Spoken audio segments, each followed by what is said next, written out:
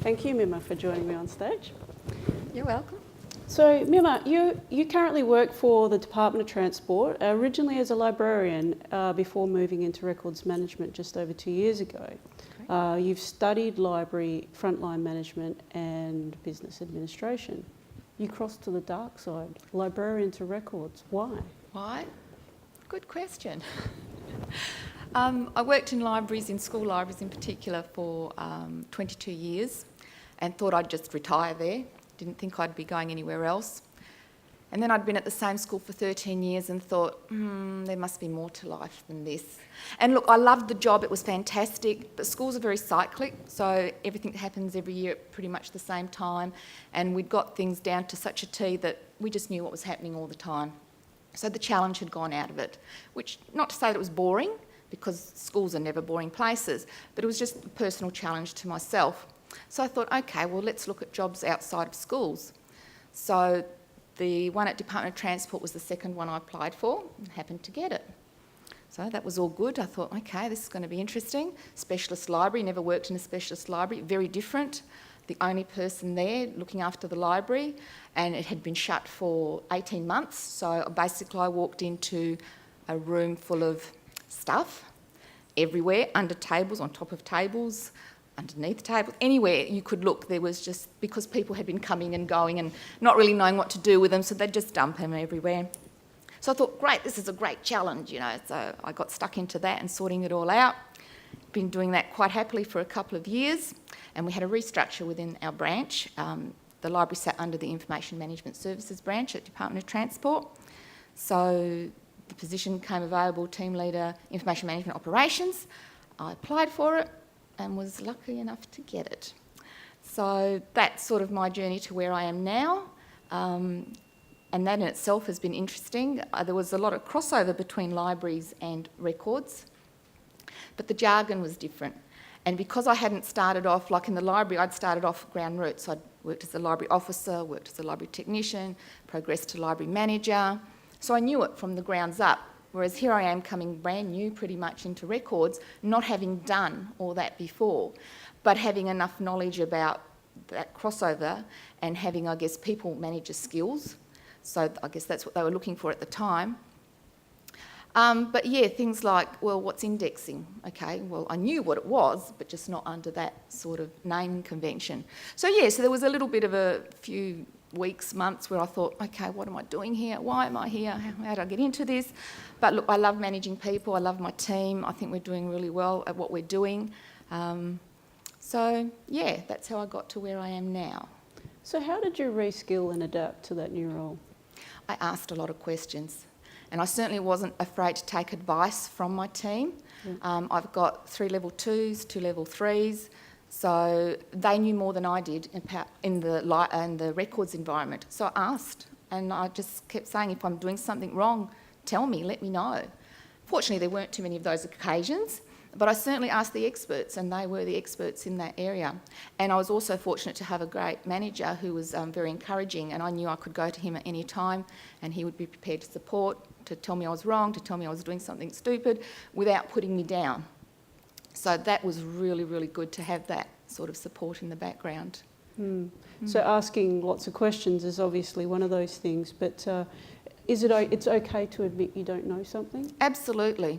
I think that's the first thing I said to my team when I first got them together after I'd been appointed. I said, look, I don't know as much as you do, and I admit it, and I'm happy to admit it. And please pull me up if I'm doing something that I shouldn't be doing in the record space, because I'm used to doing it in a library space. Let me know. I'm never afraid to take that feedback and then try and change it so I'm better than I was.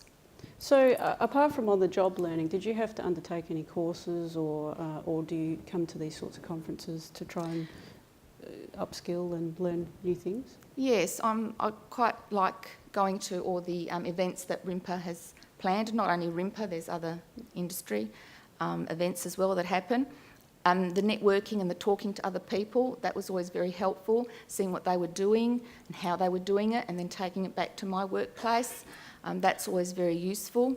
But apart from sort of on the job training, no, I didn't specifically go out and say I'm going to go do degree or something in records management, although I am thinking about it. My email's ready to go. And every time I think, why am I going back to study? Then I don't click send. Is that too scary for you right now? It's just, I'm almost at the end of my career, I would say. If I give it another 5 years, I'd probably be looking at then going, and I think, is it worth doing all that extra study for 5 years? Maybe, yes. I don't know, I'm still undecided. And I might not be 5 years, might be 10 years. That's what I'm thinking at the moment. But everyone knows things change from one second to the next. You don't know what's coming up. So it could be that I'll go back home and say, I might do that after all, and click that send button. Fair enough. What are some of the trends you're seeing in the industry? Yeah, I think obviously the digital stuff is there. Artificial intelligence, I think, is going to play a big part. I think more and more we're going to see all those jobs that our records officers are doing now, they're going to become automated. I don't think there's any doubt about that.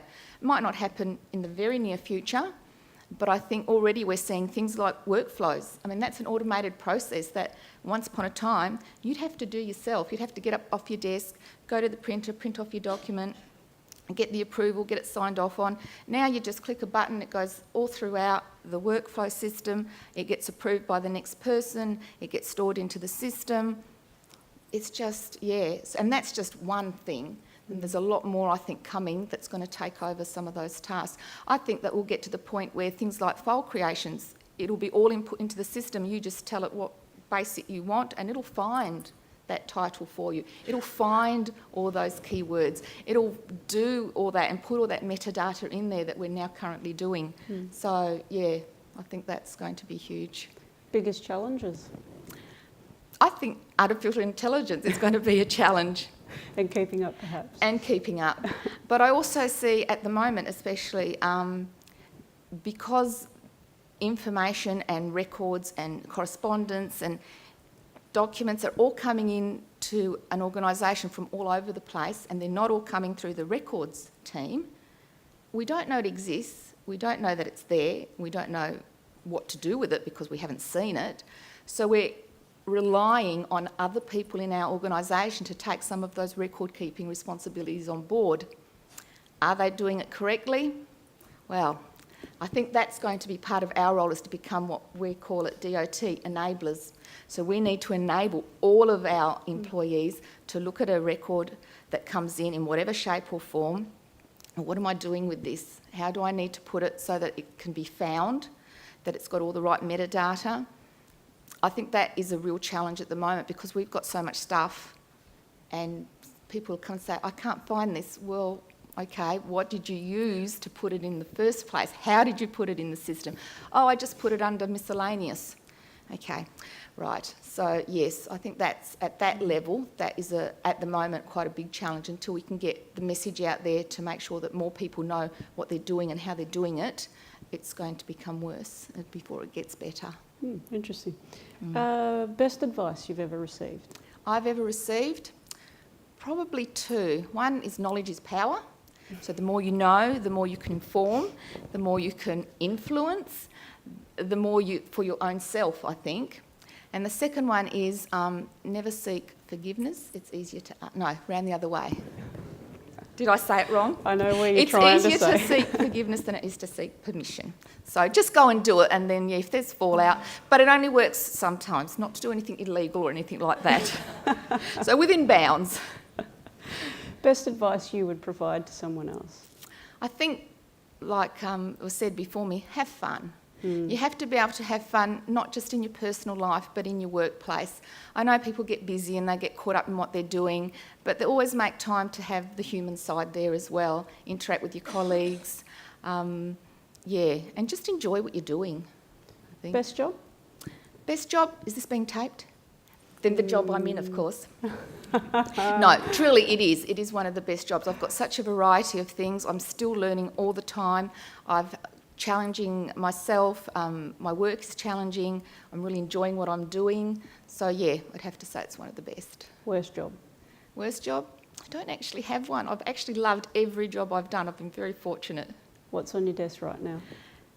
pretty much nothing, but it's what I'm going back to. We're looking at digital signatures and talking about that across the DOT, and probably the business classification system. We need to revamp ours, so we'll be looking at that. Most inspiring colleague? Most inspiring colleague, someone I worked with many, many years ago when I first started out in libraries. Her name is Jan Scott, an amazing lady, was always prepared to support and her staff, and she saw the potential and she let you go.